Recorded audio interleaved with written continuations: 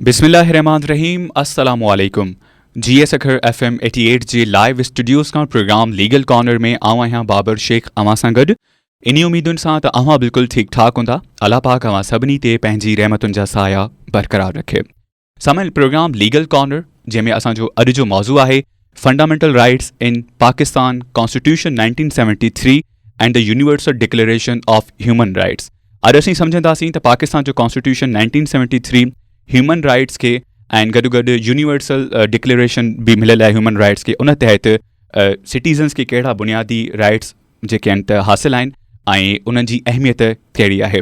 सो इन ई टॉपिक सां वाबस्ता असां सां गॾु स्टूडियोज़ में एडवोकेट मोहम्मद मुजतबा पीरज़ादा साहब मौजूदु आहिनि जेके एडवोकेट आहिनि हाई कोर्ट में ऐं 6 इयर्स सां वाबस्ता आहिनि। गॾो गॾु लेक्चरर बि आहिनि लॉ कॉलेज में, यानी लॉ जे मुतालिक़ इन्हनि खे तमामु सुठी नॉलेज आहे जेका असां हिननि खां वठण जी अॼु बि भरपूर कोशिशि कंदासीं। सर अस्सलाम वालेकुम एडवोकेट साहब and welcome to the studios. वालेकुम अस्सलाम बाबर साहब, मां पहिरीं त तव्हांजो शुक्रगुज़ार आहियां कि तव्हां अॼु हिन मौक़े ते मूंखे इनवाइट कयो एज़ अ गेस्ट, ऐं मूंखे इहा बि तमामु ख़ुशी आहे कि इन मौज़ू ते जेको बेसिक मौज़ू आहे असांजी सोसाइटी जो मूंखे मौक़ो ॾिनो त मां पंहिंजी राय पेश करे सघां। Thank you very much sir, U welcome always. Sir, Pakistan जो कॉन्स्टिट्यूशन आहे 1973 and the universal declaration of human rights, ॿिन्हिनि जो फोकस मां सम्झां थो साॻियो ई आहे त सिटीज़न जा राइट्स हुजनि fundamental and as well as जेको आहे डिग्निटी एंड फ्रीडम। चाहींदासीं त तव्हां हिन ते थोरो शॉर्ट असांखे इंट्रोडक्शन ॾियो त हिन जो वधीक कहिड़ो मक़सदु आहे ऐं हिन जे हिन कॉन्स्टिट्यूशन में जेके सिटीज़न जा राइट आहिनि उहे कहिड़ा कहिड़ा आहिनि।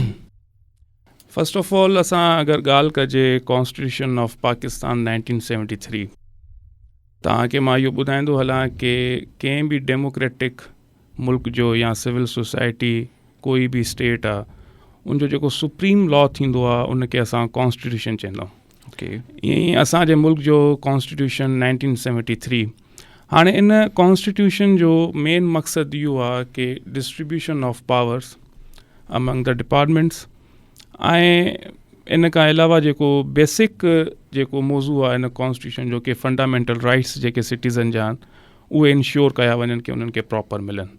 उनमें मुख़्तलिफ़ क़िस्म जा फंडामेंटल राइट्स आहिनि।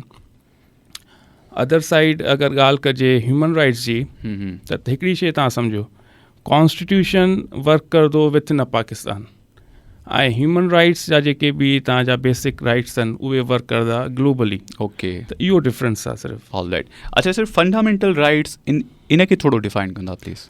फंडामेंटल राइट्स इनखे तव्हां इहो बि चई सघो था कि तव्हांजा बुनियादी हक़ूक़ कहिड़ा आहिनि। ॾिसो, तव्हां हिन मुल्क में पैदा थियो, ठीकु आहे न, त तव्हां नेशनलिस्ट आहियो हिन मुल्क जा, त स्टेट तव्हांखे ओन थी करे ऐं स्टेट खे तव्हां पे था कयो थ्रू टैक्सिस या कंहिं बि शयुनि सां। त हाणे इहा स्टेट जी ज़िमेदारी आहे कि जेको तव्हां स्टेट खे पैसा ॾियो था त स्टेट तव्हांखे शयूं प्रोवाइड करे, उन शयुनि खे असां चवंदा आहियूं बेसिक राइट्स। ओके, ऐं सी इम्पोर्टेंस छा आहे जेके ह्यूमन राइट्स आहिनि हिन जी इम्पोर्टेंस असांजी सोसाइटी में केतिरी आहे? तमामु मुंहिंजी नज़र में तमामु वॾी इम्पोर्टेंस आहे। ॾिसो, हिकिड़ी शइ तव्हां सम्झी वठो हिन शइ खे, ह्यूमन राइट्स जेके आहे जंहिंखे असां universal declaration of human rights चवंदा आहियूं, इहा आई आहे 1948 में। ओके, ऐं कॉन्स्टिट्यूशन असांजो इम्पोज़ थियो आहे असांजे 1973 ते। ऐं हाणे इहा ह्यूमन राइट्स फंक्शन कीअं करंदी? तव्हां अगरि फंडामेंटल या बेसिक राइट्स ॾिठा वञनि त ह्यूमन राइट्स जा बि सेम आहिनि ऐं कॉन्स्टिट्यूशन जा बि सेम आहिनि, आर्टिकल जो सिर्फ़ु फ़र्क़ु आहे। हाणे इन में इहो आहे कि ग्लोबली ह्यूमन राइट्स कम कीअं करंदी कि असां जेको असांजो मुल्क आहे उहो इम्पोज़ कराईंदो या ह्यूमन राइट्स ग्लोबली इम्पोज़ इन कराईंदी थ्रू कॉन्स्टिट्यूशन। सही।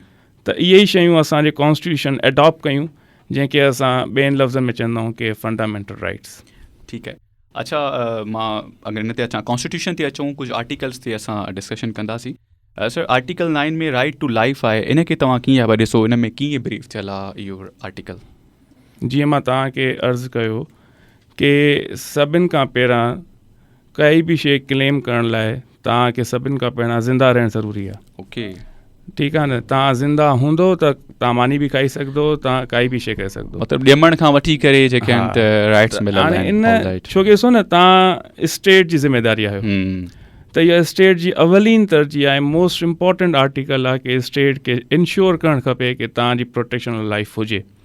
इन जूं वरी मुख़्तलिफ़ रेमेडीज़ असां वटि अवेलेबल आहिनि कानूनी। हाणे जीअं असांजो मुल्क में जेको जुडिशरी सिस्टम आहे उहो डिवाइड थियल आहे। असांजे सभिनि खां पहिरां अचे थी लोअर कोर्ट्स जंहिंखे असां चवंदा आहियूं डिस्ट्रिक्ट जुडिशरी, उनखां पोइ अचे थी असांजी हाई कोर्ट्स, ठीकु आहे, जंहिंखे असां डिवीज़न वाइज़ खणी वेंदा आहियूं या सूबाई लेवल ते।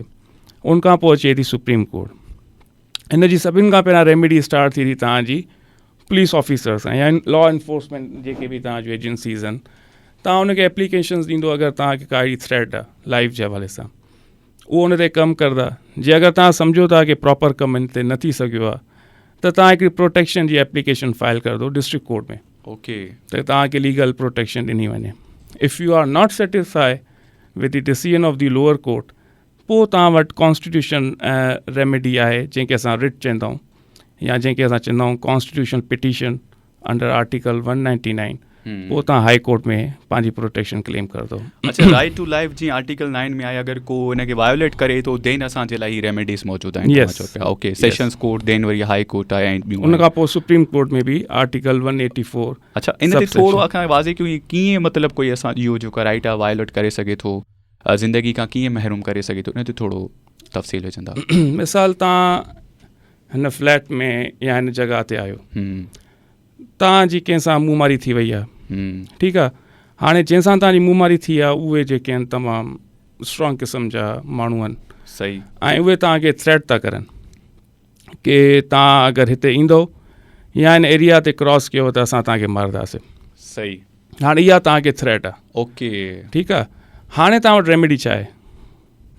तव्हां वटि रेमेडी आहे कि तव्हां लॉ इन्फोर्समेंट एजेंसीज़ जेके बि आहिनि, असांजी पुलिस फोर्स आहे, उनखे तव्हां एप्लीकेशन ॾींदो कि भाउ मूंखे फलां फलां माण्हू जी तरफ़ां थ्रेट्स आयल आहिनि, स्टेट इंश्योर थी करे मुंहिंजो राइट, ठीकु आहे न, तव्हां मूंखे काइंडली लीगल प्रोटेक्शन प्रोवाइड कयो। उनखां पोइ step by step district court में ईंदो तव्हां, जंहिंखे असां चवंदा आहियूं जस्टिस ऑफ पीस में तव्हां 22A 22B में जेको आहे सो तव्हां प्रोटेक्शन सीक करंदो। उनखां पोइ तव्हां हाई कोर्ट में ईंदो रिट पिटीशन अंडर आर्टिकल 199 में। उनखां पोइ तव्हां सुप्रीम कोर्ट में ईंदो आर्टिकल 184 सबसेक्शन 3 में। All right. अच्छा, जेको आहे मुस्तफ़ा साहब सवालु आयो आहे स्क्रीन ते त जेकॾहिं कंहिं माण्हू जा बेसिक राइट्स मुतासिर थियनि था त हू सभ खां पहिरियों क़दम छा खणी सघे थो? Sajjad Ali from Sukkur, your programme is very good. Sajjad साहब के तव्हां इहो चई सघो था कि तव्हांजे राइट्स जी नोयत छा आहे।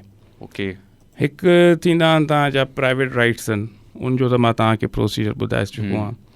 हिकु थींदा आहिनि कि तव्हां कंहिं डिपार्टमेंट जा एम्प्लॉय आहियो, उते तव्हांजे फंडामेंटल राइट्स खे वायलेट कयो थो वञे। मिसाल तव्हां कंहिं बि डिपार्टमेंट जा एम्प्लॉय आहियो, तव्हांजो नेक्स्ट प्रमोशन ड्यू आहे सीनियोरिटी वाइज़, ऐं तव्हांखे उहो प्रमोशन नथो मिले, त इहो बि हिकिड़ो बेसिक राइट तव्हांजो वायलेट थियल आहे। त इन में तव्हांजी रेमेडी पोइ तव्हां कॉन्स्टिट्यूशन पिटीशन में तव्हां ईंदो, पोइ तव्हां लोअर कोर्ट्स में न ईंदो। All right. अच्छा साईं, इक्वलिटी ऑफ सिटीज़न्स आर्टिकल 25, हर शहरी जेके आहिनि इक्वल आहिनि बिना कंहिं डिस्क्रिमिनेशन जे, इन ते थोरो तफ़सीली गुफ़्तगू। इन जो मक़सदु इहो आहे कि तव्हां हिकिड़ी स्कूलिंग सिस्टम वठो। असांजे प्राइमरी एजुकेशन आहे, सेकेंडरी एजुकेशन आहे, पोइ हायर एजुकेशन आहे। इन में तव्हां इहा शइ नोट करंदो कि तव्हांखे एडमिशन न तव्हांजी ज़ात ॾिसी करे ॾिनो वेंदो आहे, न ई तव्हांजो मज़हब ॾिसी करे ॾिनो वेंदो आहे, न ई तव्हांजो रंग ॾिसी करे ॾिनो वेंदो आहे। It is the prime example कि इक्विटी ऑफ सिटीज़न हिन मुल्क में मौजूदु आहे। अच्छा, इहो जेको आहे त सोसाइटी में नज़र अचे पियो, स्पेशली लॉ साइड अगरि असां ॾिसूं? ॾिसो, असांजी सोसाइटी वर्सटाइल आहे। असांजी सोसाइटी में तव्हांखे मुख़्तलिफ़ शयूं मिलंदियूं। हिकिड़ियूं जेके आहिनि जेके लॉ खे प्रॉपर तरीक़े सां मञंदा न आहिनि, जेके सोसाइटी लॉ खे कुझु तबिको अगरि नथो मञे लॉ खे, त उहो ज़ाहिर सी ॻाल्हि आहे उनमें हिकिड़ो डिफरेंस अची वेंदो आहे। हिकिड़ा असांजे माण्हू आहिनि जेके पढ़ियल लिखियल आहिनि, जेके लॉ अबाइडिंग सिटीज़न आहिनि, सही, उहे कोशिशि कंदा आहिनि कि जेको लीगली असांजो राइट्स आहे उनखे थ्रू प्रॉपर चैनल सां ॾिठो वञे। ज़ाहिर आहे सोसाइटी में कुझु फॉल्स आहिनि, इन खे दुरुस्त कयो वञे। लॉस असां वटि मौजूदु आहिनि, पर इम्प्लीमेंटेशन जे हवाले सां थोरो असांजो प्रोसेस जेको आहे उहो स्लो आहे। अच्छा सर, इन डिस्क्रिमिनेशन जी सूरत में जेके आहिनि कोर्ट्स जेके आहिनि त उहो कहिड़ो रोल प्ले थियूं करे सघनि? कोर्ट्स ॾिसो न, हिकिड़ी तव्हां ॾिठो वञे कि कोर्ट हिकिड़ी वाहिद उमेदु आहे हर माण्हू जी नज़र में कि उन्हनि खे लॻंदो आहे कि कोर्ट में वेंदासीं कि असांजो को न को कमु जेको रहियल आहे मिलंदो, उहो थी वेंदो। पर इन लाइ बि ज़रूरी आहे कि माण्हुनि खे बाशऊर थियणु खपे। अगरि उहो सम्झनि था कि उन्हनि सां का अहिड़ी नाइंसाफ़ी थी आहे तो क्विकली पंहिंजो इंसाफ़ वठण लाइ कोर्ट सां रुजू करनि। अमूमन असांजा माण्हू कॉम्प्रोमाइज़ जी तरफ़ इलाही हली वेंदा। सही। ऐं इन कॉम्प्रोमाइज़ जी सूरत में पोइ जेको लॉ आहे उन में डिसबैलेंस अची वेंदो आहे। पोइ माण्हू तनक़ीद कंदा आहिनि कि असांजी सोसाइटी हीअं आहे हीअं आहे। अगरि तव्हां वटि रेमेडी अवेलेबल आहे, ऐं कानून में रेमेडी ऑलवेज़ अवेलेबल हूंदी आहे, अगरि तव्हां थोरो शऊर वारा हूंदो त तव्हां उहा रेमेडी आराम सां अवेल करे सघो था। मतिलबु तव्हां सम्झो था त कॉम्प्रोमाइज़ जी तरफ़ थोरो घटि वञणु घुरिजे माण्हुनि खे? अगरि कॉम्प्रोमाइज़ नेसेसिटी आहे, वक़्त जी नेसेसिटी आहे। हाणे ॾिसो न, हिकिड़ो क्लैश थिए थो तव्हांजो घर में, सही, पंहिंजे ई घर में जी, त उन लाइ कॉम्प्रोमाइज़ ज़रूरी आहे कि ठीकु आहे घर जी ॻाल्हि ॿाहिरि न निकिरे। ऐं अगरि क्लैश जीअं ॿिनि भाइरनि जे विच में थी थो वञे, अगरि उन में वालिद साहब विच में अची करे मसइलो हल थो करे, दैन इट्स गुड। ओके। ऐं अगरि तव्हांजो क्लैश थिए थो ॿाहिरि, त पोइ उन में अगरि तव्हां वटि जेकी लीगल रेमेडी आहे, बहितर आहे कि उहा अवेल कयो। उन खां पोइ अगरि कॉम्प्रोमाइज़ जी ॻाल्हि थिए थी त पोइ भले तव्हां कॉम्प्रोमाइज़ कयो, लेकिन माण्हुनि खे इहो थोरो शऊर अचणु खपे कि लॉ खे अवेल करनि। सर मुस्तफ़ा साहब, असां अचूं था टॉपिक ते त इन ते कॉन्स्टिट्यूशन ऑफ पाकिस्तान 1973 में सेपरेशन ऑफ पावर्स बि आहिनि, इन मुतालिक़ अव्हां थोरो असांखे ॿुधाईंदा? बिल्कुलु। सेपरेशन ऑफ पावर्स हिकिड़ी थ्योरी आहे, या हक़ीक़तन फ्रेंच थ्योरी असां हिनखे चवंदा आहियूं, सेपरेशन ऑफ पावर। कंहिं बि स्टेट खे हलाइण लाइ तव्हांखे सेपरेशन ऑफ पावर लाज़मी खपे। हाणे सेपरेशन ऑफ पावर में तव्हांजा टे जेके इंस्टीट्यूट आहिनि, इहे इनखे चवंदा आहियूं असां pillar of the state. Okay.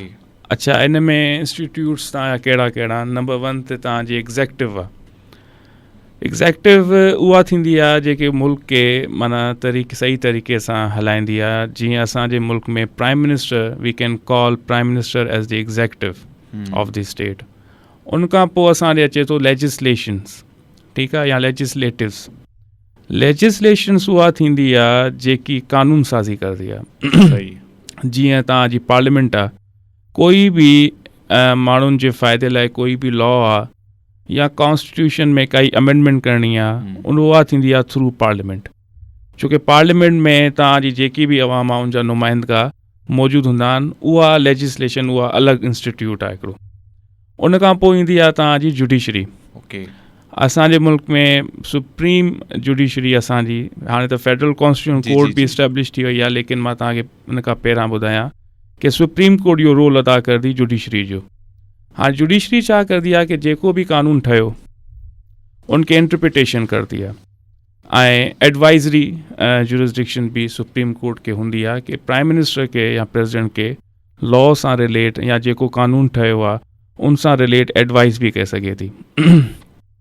हाणे इहे जेके टे पिलर्स आहिनि, इहे डिफरेंट तरीक़े सां कमु कंदा आहिनि, ऐं ज़रूरी आहे कि इहे टई पिलर्स जेके आहिनि हिक ॿिए जा मातहत हुजनि, एक्सेप्ट जुडिशरी। ओके। अगरि इहे फंक्शन प्रॉपर नथा करनि पंहिंजे हिसाब सां त सेपरेशन ऑफ पावर डिस्टर्ब थींदो, ऐं सेपरेशन ऑफ पावर डिस्टर्ब थियण जे करे तव्हांजे मुल्क में जेको लॉ आहे उहो प्रॉपर इम्प्लीमेंट न थी सघंदो। All right. अच्छा मुस्तफ़ा साहब, असां इन ते अचूं अगरि universal declaration of human rights, इन जे बैकग्राउंड ते थोरो असांखे ॿुधाईंदा त इन जी ज़रूरत छो पई? इन जे बैकग्राउंड जी अगरि ॻाल्हि कई वञे त इन में हिकिड़ो जेको फेमस ज़िक्र ईंदो आहे उहो तव्हांजो ईंदो आहे मैग्ना कार्टा जो। मैग्ना कार्टा जो हिकिड़ो चार्टर जेको आहे सो उहो पास थियो 12th सेंचुरी में। उन में किंग जॉन हिकिड़ो हूंदो, उन जे ख़िलाफ़ु हिकिड़ो माना रेज़ोल्यूशन पास थियो, छोकी उन टाइम इहो कॉन्सेप्ट हूंदो कि king is called to be the divine force. Divine force न चवंदा आहियूं कि अलाह जी तरफ़ां माना इहे किंग्स जेके आहिनि आया आहिनि, ऐं किंग इज़ ऑलवेज़ राइट।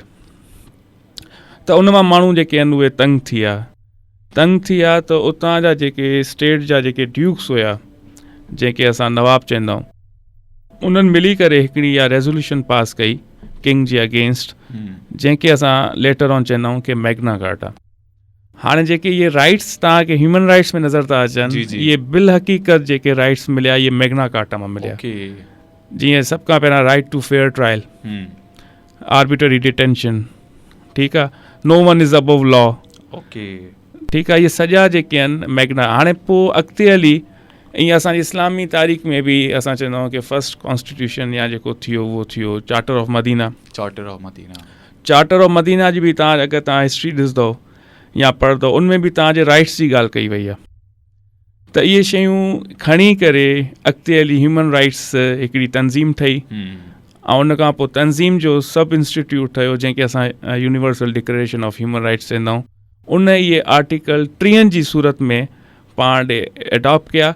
वरी उन एडॉप्टेशन खां पोइ जेके बि डिफरेंट स्टेट्स या रिपब्लिकन डेमोक्रेटिक रिपब्लिक, उन्हनि पंहिंजे कॉन्स्टिट्यूशन में इहे शयूं ऐड कयूं। Constitution of Pakistan 1973 freedom of speech आहे आर्टिकल 19 में, त हर शख़्स खे ॻाल्हाइण, राय ॾियण, इज़हार जी आज़ादी आहे। मिसयूज़ ऑफ ॻाल्हाइण जेको मतिलबु अॼुकल्ह थिए पियो, उन में ऐं फ्रीडम ऑफ स्पीच में छा डिफरेंस आहे, ऐं कहिड़ियूं जेके हिननि ते जेको आहे त लीगल बाउंड्रीज़ आहिनि हिननि में? फ्रीडम ऑफ स्पीच तमामु वाज़े थियल आहे। मां हिन जी एग्ज़ाम्पल तव्हांखे ॾियां। जीअं मां हिकिड़े इंस्टीट्यूट में पढ़ायां थो, हाणे उन इंस्टीट्यूट में मां हिकिड़ी क्लास थो ॿारनि खे पढ़ायां, ऐं मां उहा क्लास प्रॉपर न पढ़ाई ॿारनि खे, या जेको मुंहिंजो टॉपिक आहे उहो मां ॿारनि खे डिलीवर न कयो, त उहो उन में इज़हार करे सघनि था कि सर सही पढ़ायो न पढ़ायो, या सर खे कीअं पढ़ाइणु खपे, या असांखे सम्झ में आयो या न आयो। That is freedom of speech. Okay. Freedom of expression इहो थींदो आहे कि हिकिड़ो जेको आहे से पंहिंजी राय हिकिड़ी करनि कि बाबा सर जी क्लास असां हाणे अटेंड ई न करंदासीं छोकी सर सही नथो पढ़ाए, ठीकु आहे। That is freedom of expression.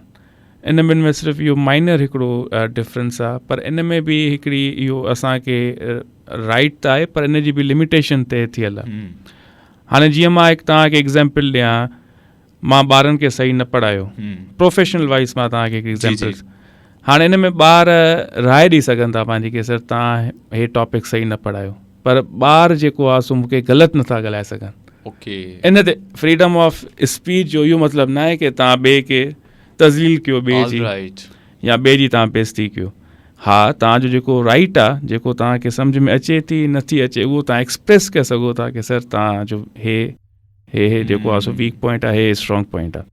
पर जो इहो कतई मक़सदु न आहे कि सर लाइ अब्यूसिव लैंग्वेज जे तहत, इन में पोइ वरी लिमिटेशन रखियूं गयूं। ओके, ये लीगल बाउंड्रीज़ मतिलबु आहिनि। फीडबैक आहे प्रोग्राम में जेको मां इंक्लूड कयां पियो, हीअ चवनि पिया आर्टिकल 25 मुताबिक़ सभु शहरी क़ानूनी नज़र में बराबरि आहिनि, पर छा असांजे समाज में हक़ीक़त में बि बराबरी नज़र अचे थी या अञा बि डिस्क्रिमिनेशन मौजूदु आहे? हिते असां इन टॉपिक ते ॻाल्हाए चुका आहियूं पॉइंट ते, पर वरी बि तव्हां इन ते थोरो ॾींदा पंहिंजा कमेंट्स।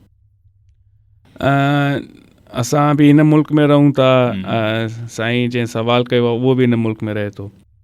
हिते ऑपॉर्चुनिटी सभिनि खे इक्वली थी मिले।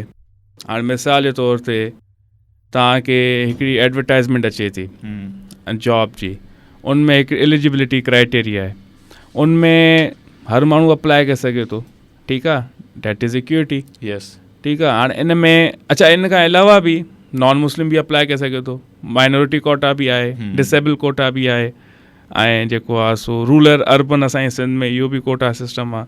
त इहा ई इक्विलिटी हूंदी आहे। साईं जो मक़सदु मां सम्झां थो जेको आहे सो किथे था खणी वञनि, पर इहो बि आहे, साईं जी ॻाल्हि बि सही आहे पंहिंजी जाइ ते, कि हिते किथे किथे इहो तासुर आहे कि कंहिंजे लाइ कुझु कानून आहे ऐं कंहिंजे लाइ कुझु कानून आहे, पर इहा शइ अमूमन प्रैक्टिकल लाइफ में असां त ऑब्ज़र्व न कई आहे। ओके। ऐं पर इहा हिकिड़ी शइ माण्हुनि जे ज़हन में फिक्स थी वई आहे। छोकी असांजे मुल्क में प्राइम मिनिस्टरनि खे बि सज़ा अची चुकी आहे। प्राइम मिनिस्टर खां त वॾो उहिदो कोई बि न आहे, त इक्विटी आहे त सज़ा आई आहे।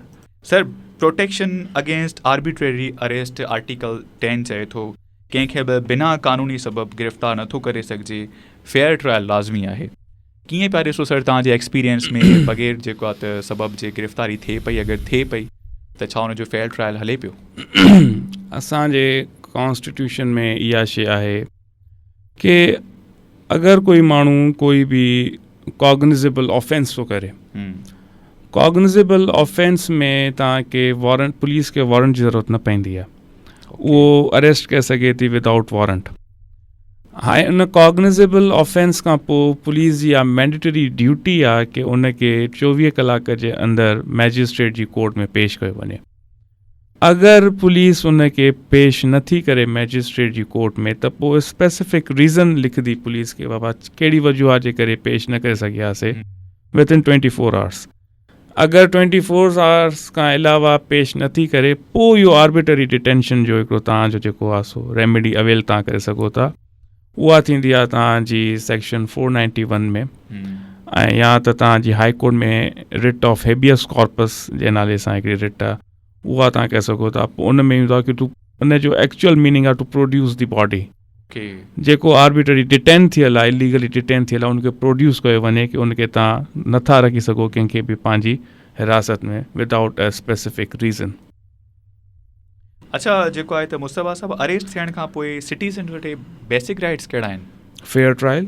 ओके, फेयर ट्रायल जी तरफ़, हाणे मिसाल जे तौरु अगरि कोई ऑफेंस थियो आहे, उन ऑफेंस में उहो माण्हू अरेस्ट थी वियो आहे, उनखे प्रोड्यूस कयो वेंदो मैजिस्ट्रेट वटि 24 आवर्स जे अंदरि। उन खां पोइ उनखे पूरी अपॉर्चुनिटी ॾिनी वेंदी कि हो पंहिंजो प्रॉपर काउंसिल इंगेज करनि, या हो पाण पंहिंजो फ्री फेयर ट्रायल जेको आहे सो फेस करनि। उन खां पोइ हिकिड़ी स्टेज ईंदी आहे जंहिंमें कोर्ट पुछंदी आहे कि तव्हांजे मथां जेके चार्जिस लॻल आहिनि, तव्हां हिनखे मञो था या नथा मञो। अगरि उहो मञे थो त देन एंड देयर उनखे सज़ा अची वेंदी आहे, छोकी उन कन्फेस कयो, बाबा ठीकु आहे मां इहो कयो आहे। अगरि जे नथो मञे, पोइ केस हली वेंदो आहे एविडेंस ते। एविडेंस में उनखे पूरी अपॉर्चुनिटी आहे कि उहो पंहिंजो डिफेंस करे सघे थो। इन डिफेंस खे न चवंदा आहियूं कि फेयर ट्रायल, बग़ैर ॿुधी कंहिंखे सज़ा नथी अची सघे। मुस्तफ़ा साहब, एंड राइट टू एजुकेशन ते अगरि असां पाण ॻाल्हायूं under the constitution of 1973 and as well as universal declaration of human rights, अव्हां छा चवणु चाहींदा आहिनि? ऐं स्पेशली इहा जेको एजुकेशन खे फंडामेंटल राइट जेको आहे त करार ॾिनो वियो आहे, इन जो जेको आहे त प्रैक्टिकल इम्पैक्ट छा थो थिए, छा थो पए ऐं छा पियो आहे? Right to free and free education या right to education in article खे असां चवंदा आहियूं जी। इन में जेकी कॉन्स्टिट्यूशन असांखे ॿुधाए थो कि 5 सालनि खां वठी 16 सालनि ताईं तव्हांखे स्टेट फ्री एजुकेशन ॾींदी। हाणे इन में जेको फ्री एजुकेशन आहे, it is for the public sector. मतिलबु सरकारी स्कूल में तव्हां एडमिशन वठियो, तव्हांखे फ्री ऑफ कॉस्ट एडमिशन मिलंदो। 16 सालनि ताईं जी एजुकेशन स्टेट तव्हांखे फ्री ऑफ कॉस्ट ॾींदी। ऐं इन में एजुकेशन में बि एजुकेशन विदाउट डिस्क्रिमिनेशन। ओके, ठीकु आहे। इन में बि हिंदू हुजे, मुस्लमान हुजे, क्रिश्चन हुजे, कोई बि हुजे, उन ते एडमिशन बेस न करंदी। इक्वल एडमिशन, जेको अचणु चाहे एडमिशन वठी सघे थो, एजुकेशन हासिलु करे सघे थो। 16 ईयर ताईं एजुकेशन तव्हांजी फ्री आहे गवर्नमेंट सेक्टर में। सही। प्राइवेट आहे इट्स योर ओन चॉइस, तव्हां प्राइवेट वञो, पोइ प्राइवेट जी हिकिड़ो पंहिंजो पर्टिकुलर हा, बाक़ी government side government school free of cost आहिनि। ऐं यूनिवर्सल जेको डिक्लेरेशन ऑफ ह्यूमन राइट में जेको आहे आर्टिकल 26 में राइट टू एजुकेशन, उहो कहिड़ी ॻाल्हि ते ज़ोर पियो ॾिए? उहो ग्लोबली। हाणे ॾिसो न, असां ॾे एडमिशन थिए थी ॿार जी, अगरि इंडियन आहे त असां उनखे एडमिशन ॾींदासीं। सही। ठीकु आहे। पाकिस्तान खे ॾींदासीं, छोकी उहो लॉ पाकिस्तान लाइ आहे। सही। उन में ई आहे ग्लोबली। मतिलबु जेके हे स्टूडेंट्स आहिनि जेके फॉरेन वञनि था स्टडी जे लाइ, हा, उहो इन आर्टिकल जे तहत वञी बिल्कुलु, छोकी उहो एजुकेशन हासिलु करे सघंदा, पर थ्रू प्रॉपर चैनल। ऑलराइट। ईअं पाकिस्तान में बि कंहिं टाइम में फ्री आहे? न, फ्री न आहे एजुकेशन, उते फ्री न आहे। हा, उते फ्री न आहे। मतिलबु 16 इयर्स ताईं जेको आहे त पाकिस्तान में जी हा, गवर्नमेंट पाकिस्तान जी जी जी फ्री आहे। उन खां बाद में हा, विदाउट डिस्क्रिमिनेशन। ऑलराइट। पर इन जो इहो मतिलबु न आहे कि मां अमूमन इहे इन शइ खे क्लियरिफाई करंदो आहियां। फ्री एजुकेशन या right to education without discrimination. हाणे इन में इहो मतिलबु न आहे कि बॉइज़ जेके आहिनि गर्ल्स स्कूल में एडमिशन वठनि। विदाउट डिस्क्रिमिनेशन जो इन में इहो न आहे कि उन खां पोइ 16 ईयर खां पोइ on your on choice. Okay. हा, अलॻि अलॻि, छोकी इस्लामिक असांजी स्टेट आहे।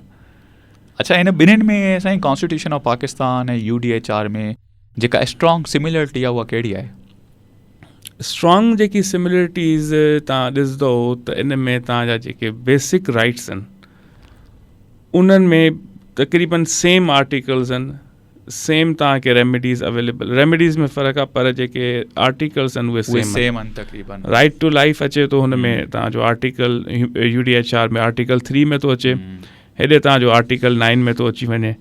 ठीकु आहे, आहिनि तक़रीबन सिमिलरिटी सेम आहिनि। हो फंक्शन करदी आहे UDHR ग्लोबली ऐं असांजो कॉन्स्टिट्यूशन वर्क करदो आहे विद इन द पाकिस्तान। हो हिकिड़ी डिक्लेरेशन आहे, ठीकु आहे, असांजो हिकिड़ो वेल कंपोज्ड कॉन्स्टिट्यूशन आहे। इन खां ॿाहिरि कॉन्स्टिट्यूशन खां ॿाहिरि असां कोई बि स्टेप नथा खणी सघूं। उन में वरी कुझु न कुझु थोरी जेको आहे फ्लैक्सिबिलिटी UDHR में पर स्टेट आहे। ठीकु आहे, इन जी मिसाल तव्हांखे ॾियां, जीअं असांजी डेमोक्रेटिक स्टेट आहे, ठीकु आहे, असां कॉन्स्टिट्यूशन में इहा शइ इन कई आहे UDHR। हाणे कुझु असांजे स्टेट्स आहिनि जंहिंमें किंग्स अञा ताईं आहिनि, बादशाही सिस्टम आहे या डिक्टेटरशिप आहे, उन्हनि लाइ पोइ नेसेसरी न आहे कि इहे शयूं एडॉप्ट करनि कॉन्स्टिट्यूशन में। पोइ ज़रूरी न आहे कि माना सॼे मुल्कनि में UDHR इम्पोज थींदी। डेमोक्रेटिक जेके डेमोक्रेटिक रिपब्लिक मुल्क आहिनि उन्हनि में थी सघे थी, बाक़ी जिते न इलेक्शन थींदी आहे न उते डिक्टेटरशिप आहे या किंगडम सिस्टम आहे, उन में हो पंहिंजो स्टेट पंहिंजो लॉ ठाहींदी। ऐं कॉमन सिटीज़न्स जेके आहिनि पंहिंजे राइट्स खे अगरि प्रोटेक्ट करणु चाहिनि त उहे कीअं करे सघनि था according to under this constitution basic rights? उन लाइ सभ खां पहिरां ॾिसो न, कॉमन सिटीज़न जो सभिनि खां वॾो जेको इशू आहे कि उन्हनि खे अवेयरनेस ई न आहे। हाणे इन में असांजी एजुकेशन सिस्टम जो बि हिकिड़ो फॉल आहे। असांजी हमेशह हिकिड़ी रिक्वेस्ट रही आहे, तव्हांजे तवाज़ुन सां बि असां हिकिड़ी रिक्वेस्ट था कयूं कि कॉन्स्टिट्यूशन जा फंडामेंटल जेके राइट्स आहिनि उहे तव्हां हायर एजुकेशन में या प्राइमरी एजुकेशन में उनखे तव्हां इंक्लूड कयो, ताकि इहे जेके स्टूडेंट्स अॻिते हली जंहिं महिल प्रोफेशनल फील्ड में वञनि था, लॉयर्स न, इन खां अलावा बि, त उन्हनि खे घटि में घटि इहा शइ ख़बर हुजे कि असांजा फंडामेंटल राइट्स छा आहिनि। हिते माण्हुनि सां प्रॉब्लम इहो आहे कि हिते माण्हुनि खे फंडामेंटल राइट्स ख़बर ई न आहिनि कि असांजा फंडामेंटल राइट्स आहिनि छा, ऐं असांखे थ्रू कहिड़े प्रोसेस जेको आहे सो इन्हनि खे अवेल करणु खपे। इन ई वजह जे करे असांजे मुल्क में जेको आहे इक्विलिब्रियम जो सिस्टम जेको आहे सो उहो डामाडोल थियल आहे कि माण्हुनि खे प्रॉपर अवेयरनेस न आहे, ऐं अमूमन असां अवेयरनेस वठण जी कोशिशि बि न कंदा आहियूं। इहो बि हिकिड़ो वॾो अंसर आहे असांजी सोसाइटी जो। मतिलबु तव्हां सम्झो था त अवेयर माण्हुनि खे रहणु घुरिजे अबाउट देयर बेसिक राइट्स? यस। ऐं उहा अवेयरनेस कीअं थींदी कि तव्हांजो जेको बेसिक एजुकेशन सिस्टम आहे उनमें ॿियो कुझु न, त इन शइ खे जेके फंडामेंट जेके आर्टिकल 8 खां 28 कॉन्स्टिट्यूशन ॿुधाए थो, तव्हां उनखे ऐड कयो त घटि में घटि माण्हुनि खे हिकिड़ी अवेयरनेस थींदी कि असां इन जे मुल्क में रहूं था, इन में असांजे मुल्क में रही करे असांजा राइट्स कहिड़ा कहिड़ा आहिनि। All right. सो तव्हांजी वॾी महिरबानी मुस्तफ़ा साहब, तव्हां प्रोग्राम में असां सां गॾु रहियो। इलाही शयूं रहिजी वियूं, पर नेक्स्ट टाइम इंशाअल्लाह ताला पाण हिन खे ज़रूरु रिकवर कंदासीं। असांजे लिसनर जो फीडबैक बि जेको आहे तमामु घणो आयो। आख़िरी सुवाल इहो बि आयो आहे त रेमेडीज़ कहिड़ियूं आहिनि जिते असां हाणे हींअर ॻाल्हाए चुका आहियूं ऐं तव्हां सलाह बि ॾिनी आहे। वधि खां वधि माण्हुनि खे अवेयर रहणु घुरिजे about their basic rights. Last में को असांजे लिसनर्स खे पैगाम ॾियणु चाहींदा तव्हां? पैगाम हिकिड़ो आहे कि हे मुल्क असां लाइ गिफ्ट आहे। असांखे खपे कि इन मुल्क में जेको बि लॉ आहे इन लॉ खे ओबे कयूं, ऐं ॾिसो न, असां हिकिड़ी एग्ज़ाम्पल सेट करे सघूं था बजाए तनक़ीद करण जे। अगरि उहा असां शइ बहितरी तरफ़ करे वञूं, अॼु 2 माण्हू करदा, सुभाणे 2 खां 4 थींदा, 4 खां 8 थींदा, ईअं अॻिते हली हली हे बि हिकिड़ो मुल्क जेको आहे सो सिविलाइज़्ड मुल्क जी तरफ़ थी सघे थो। इन लाइ बहितर आहे कि तव्हां लाइ जेके बि हिन मुल्क में कानून आहिनि उनखे फॉलो कयो, उनखे ओबे कयो, ऐं कोशिशि कयो कि जेतिरो कॉन्ट्रीब्यूट करे सघो हिन मुल्क में बहितरी तरफ़ उहो करे सघो। बाक़ी इन खां अलावा तव्हां वटि काफ़ी रेमेडीज़ अवेलेबल आहिनि। अगरि किथे बि तव्हां नाइंसाफ़ी थिए थी त काइंडली कोर्ट खे पंहिंजी रेमेडी वठण जी कोशिशि कयो। अगरि तव्हां वठंदव त हिकिड़ी इहा बि अवेयरनेस आहे कि माण्हू खे इहा बि अवेयरनेस ईंदी कि असांखे रेमेडी थ्रू कोर्ट मिली सघे थी, या थ्रू एग्ज़ेक्टिव मिली सघे थी, या थ्रू लॉ एनफोर्समेंट एजेंसी मिली सघे थी। इहे इदारा तव्हां माण्हुनि लाइ ई ठहियल आहिनि, माण्हुनि जी ख़िदमत लाइ ठहियल आहिनि, त इन्हनि इदारनि खे पंहिंजो कयो, ओन कयो। Thank you very much. So अव्हांजी वॾी महिरबानी मुस्तफ़ा साहब, तव्हां प्रोग्राम में असांखे टाइम ॾिनो, एज़ वेल एज़ असांजे लिसनर्स जी, असांजे व्यूअर्स जी जेके प्रोग्राम ॿुधनि पिया, ऐं लिसनर्स बिल्कुलु प्रोग्राम जे वक़्तु बि पंहिंजी पुॼाणी ते पहुतो। ऐं एडवोकेट मुस्तफ़ा पीरज़ादा साहब असां सां गॾु मौजूदु आया। सो अव्हांजो फीडबैक हुजे त असांखे तव्हां ज़रूरु ॾींदा। असांजो WhatsApp नंबर आहे 0300011341 8888। सो अगले प्रोग्राम ताईं पंहिंजे मेज़बान बाबर शेख ऐं असांजे महिमान एडवोकेट मुश्तबा पीरज़ादा साहब खे ॾींदा इजाज़त। सदाईं गॾु, अल्लाह हाफ़िज़ ऐं ज़िंदगी बख़ैर।